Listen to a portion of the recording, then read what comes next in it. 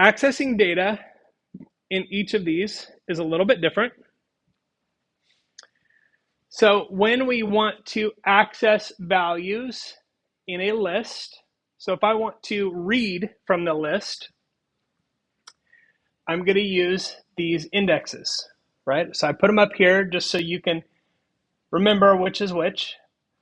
So if I say strval, so I create a new string variable, set it equal to arfruit1, then what I'm saying is strval is equal to orange because orange is index 1 in that list. So I'm taking that value, putting it in that variable.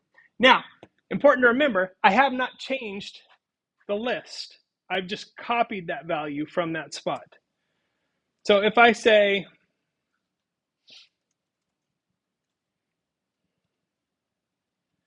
li fruit dot one, there we go, and I print, if I print the value and then I print the whole list, you can see I print the value, it is the string orange, and then if I print the whole list, it gives me the whole list. But orange is still here.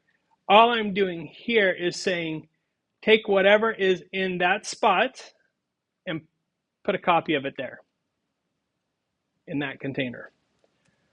So that's how we access the values of a list. We use the numeric index.